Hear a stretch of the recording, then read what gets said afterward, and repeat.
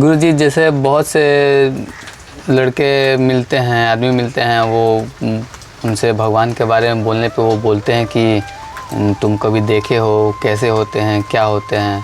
फिर उनसे हमें बहस होने लगती हैं, तो फिर उनको हम क्या जवाब दें, कैसे समझाएं उनको? देखिए, सबसे पहले तो इस बात को हम लोगों को समझना अति आवश्यक है कि जो भी कह रहा है ये सब भगवान को कोई देखा है, कहाँ देखा है, कैसा देखा है, मतलब जो भी ये बातें होती है कहीं ना कहीं वो अपने मन के तल पे बोलता है। कहीं ना कहीं वो व्यक्ति मन के तल पे बोलता है और भगवान को मन के तल पे कभी नहीं जाना जा सकता है। हाँ, लेकिन जाना जा सकता है मने से। लेकिन मन हम लोग का जन्मों जन्मों से कुछ अलग दिशा में जा रहा है और उसे वो दिशा में बहुत रुचि हो चुका है। वो वहाँ से हटना नहीं चाहता है, इसीलिए हमेशा उसी के बारे में वो बात करते रहता है। और किसी के न मानने से ऐसा नहीं है कि भगवान नहीं है। सोना चाहे नली में रहे, चाहे गली में रहे, चाहे तिजोरी में रहे, सोना सोना होता है। सुनार जब उसे देखेगा तो उसे पहचान ही जाएगा। सत्य तो यही है। जिस तरह से आप लोग दूध देखे होंगे, जी गुरुजी, और हर कोई दूध पिया भी होगा, दही भी खाया होगा, घी भी खाया होगा, लेकिन क्या उसमें घी दिखाई पड़ता है? नहीं दिखाई पड़ता है। बहुत प्रोसेस के बाद पहले दूध को गर्म किया जाता है। दूध जब पूरा गर्म हो जाए, उसमें मोटी छाली पड़ जाए, तब उसमें दही, थोड़ी सी दही डाला जाता है। हम लोग गांव देहात की भाषा में उसे जोरन कहते हैं।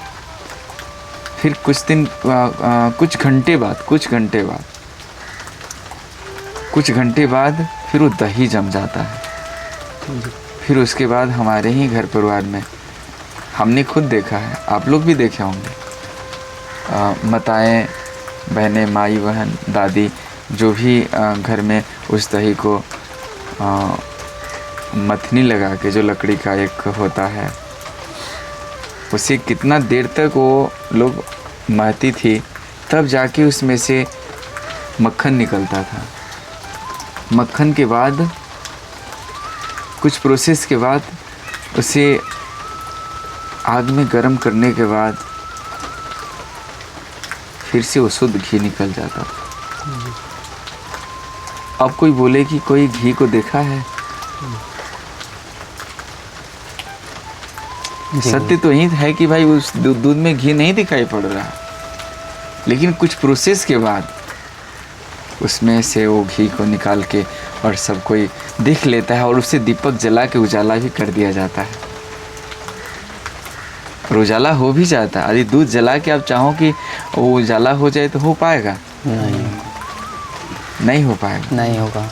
लेकिन उसमें एक चीज़ है जो घी है, उससे दीपक जल सकता है, लेकिन बहुत प्रोसेस करने के बाद वो जलेगा। जी और ठीक इसी तरह से भगवान भी है। भगवान को जो कहता है और उसके लिए कुछ प्रोसेस है, संत महात्माओं के बताए हुए मार्गों पे वो चले, उस तरह का प्रोसेस करे, तो जो आज कहता है कि भगवान को कोई देखा है, भगवान है, जो आज भरोसा नहीं करता है वो भी एक दिन भरोसा करने लगेगा।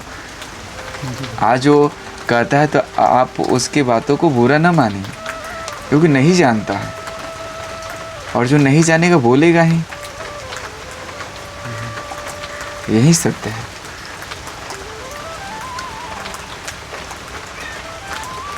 गुरुजी, मेरा दूसरा सवाल है कि हम हनुमान जी को मानते हैं, पूजा करते हैं उनकी, तो क्या और देवी देवताओं की पूजा करने की ज़रूरत है हमें? या उनके पूजा पाठ से मेरा सब देवी देवताओं देखिए, का भरोसा तो एक पे ही पहले करना पड़ता है, तब एक समय के बाद एक में ही अनेकों दिखाई पड़ने लगते हैं। कहा जाता है कि एक साधे सब सदे, सब साधे सब जाए। सर्वप्रथम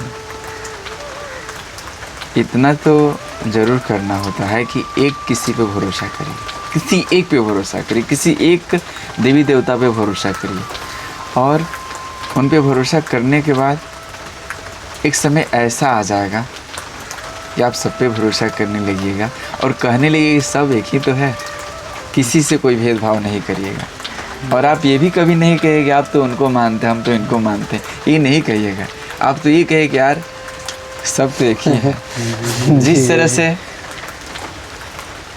एक जो हम लोग चना का बेसन कहते हैं, अनेकों उससे मिठाई और खान पान बन सकता है, लेकिन है एक ही ना, उसमें अलग अलग स्वाद है लेकिन है एक ही। ठीक उसी तरह से आप देखिए, इस तरह से समझिए, तुलसी बाबा एक समय ऐसा था कि भगवान राम के सिवा कहीं सर नहीं झुकाते थे, नहीं मानते थे। जहाँ राम की मूर्ति धनुष बाण लेके दिखाई पड़े वहीं वो सर झुकाते थे। लेकिन वही तुलसी बाबा एक दिन समय ऐसा आया कि वो खुद बोले कि सिया राम मैं सब जग जाने, करूँ प्रणाम जोर जुग पाने। अब वो इस तरह से कहने लगे कि अब मैं सब जगह सिया राम का दर्शन कर रहा हूँ और हाथ जोड़ जोड़ के मैं प्रणाम कर रहा हूँ। वही तुलसी बाबा। एक दिन उनकी स्थिति क्या थी? हाँ, शुरू में एक निष्ठ होना बहुत ज़रूरी है। अभी आप लोग मान लीजिए हमारे पास आ रहे हैं, मान रहे हैं कि बाबा के हम जाते हैं। हमने कभी ऐसा कहा कि आप उन बाबा को मत मानिएगा, उन महात्मा को ना मानिएगा।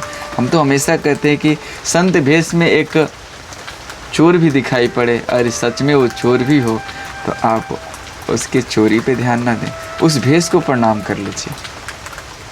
और एक समय ऐसा आएगा कि हमारे बताए हुए मार्गों पे चलते चलते एक दिन ऐसा लगे कि बाबा अब तो सब जगह वहीं दिखाई पड़ रहे हैं, किसी में कोई भेद ही दिखाई नहीं पड़ रहा। और जब तक आपकी बुद्धि में भेद है, आप जब तक भेद करते हैं, छोटा बड़ा यानी अच्छा बुरा जो कुछ भी भेद हो, तो समझिए बच्चा अभी आप भटक रहे हैं। जी जी, यही सच्चाई है। सबसे बड़ा पूजा क्या है? सबसे बड़ा पूजा मानो तो बच्चा यही है कि मन कर्म वचन से किसी को कष्ट ना दे, और हमेशा ऐसा करो कि किसी न किसी को आप सुख ही पहुंचाओ। कुछ ऐसा कार्य करो, वही सबसे बड़ा पूजा है। मन से, यानी कि मन से, कर्म से, वचन से, गुरु जी तीनों तरह से। अगर मैं किसी को कष्ट नहीं दे रहा हूँ, वो आगे वाला कोई कष्ट दे रहा है तो उस पर हमें क्या करना चाहिए? उनको परेशानी कर रहे हैं, तो उस कष्ट से कैसे निकला जाए, आप उसके लिए कुछ कैसे निकला जाए? हाँ, आप तो उस परेशानी से कैसे निकला जाए, आप उसके लिए कुछ विधान बनाइए और आप निकलिए, और आप निकल जाइएगा। और वो कष्ट देने वाला स्वयं एक दिन ऐसे कष्ट में पड़ेगा, वो उस दिन निकल नहीं पाया जो दूसरे को कष्ट दे रहा है। इसीलिए गुरु शक्ति पर भरोसा रखिए, भगवान पर भरोसा रखिए और गुरुजनों का कहना करिए। यही करने से सारा समस्या ठीक हो जाएगा एक दिन। बाबा जी एक सवाल और है, धर्म बड़ा है या कर्म बड़ा है? अगला धर्म ही कर्म है, कर्म ही धर्म है। धर्म कहीं कहीं का हर जगह कर्म ही तो अच्छा, कर्म ही तो धर्म होता है, कर्म ही धर्म है। अब कौन सा कर्म धर्म है? जो धर्म शास्त्रों के अनुसार निर्धारित किया हुआ कर्म है वही धर्म है, और धर्म भी तो कर्म है। इस बात को इस तरह समझे, मतलब धर्म नहीं कि सत्य तो यही है कि मनुष्य का धर्म ही वास्तविक कर्म है। कर्म तो बहुत सारा चीज हो रहा है। अब चोर चोरी कर रहा है, उसका भी कोई मान लीजिए धोखाधड़ी कर रहा है, वही तो कर्म कर रहा है। कहीं कोई बलात्कार कर, वही तो कर्म कर रहा है। कहीं कोई भंडारा कर रहा है, कहीं मंदिर में सेवा दे रहा है, संत महात्माओं का आश्रमों में जाकर सेवा करते हो, तो अभी तो कर्म कर रहा है। यानी कि धर्म युक्त कर्म बड़ा है, इस तरह का बात है।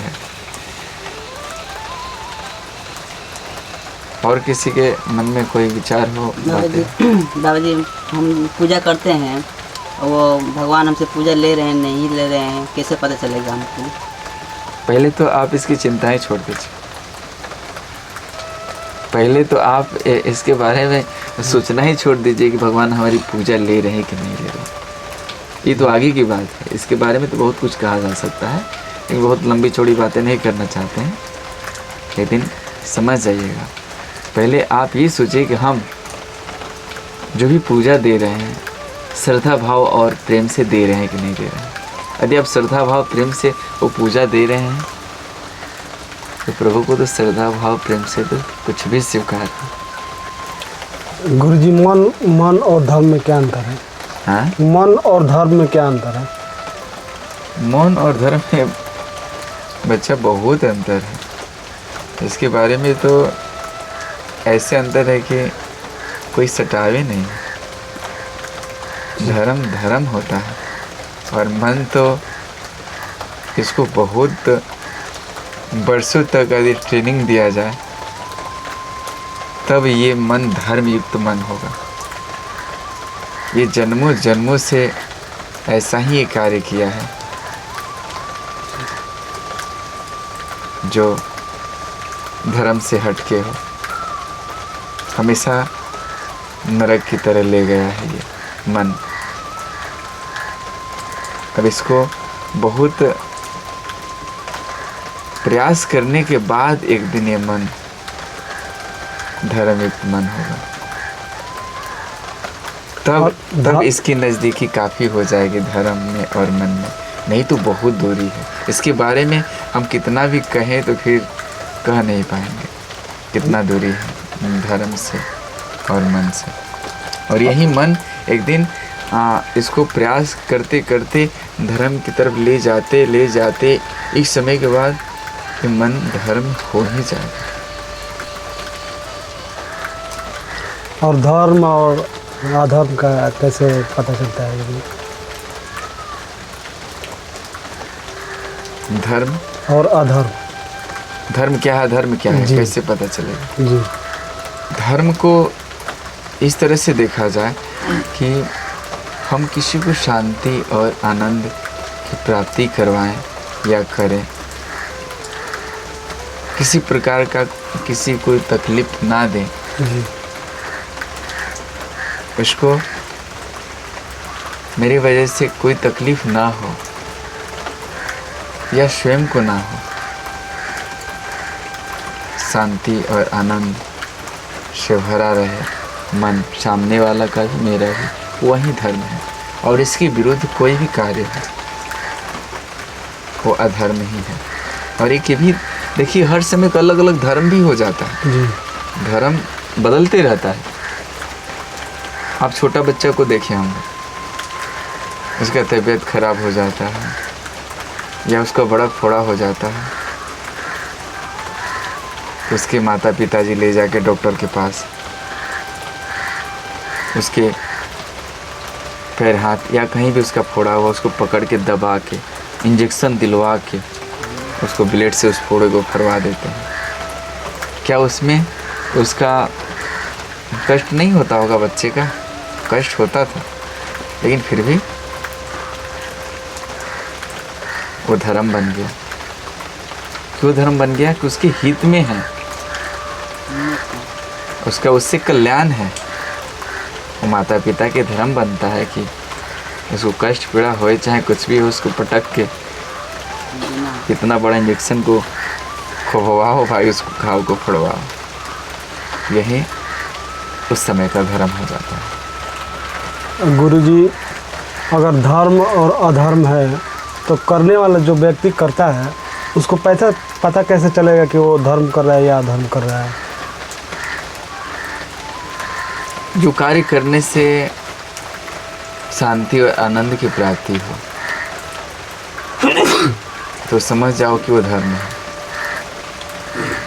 और वो कोई भी कार्य करने से शांति आनंद ऐसा लगे कि हमसे लूट रहा है,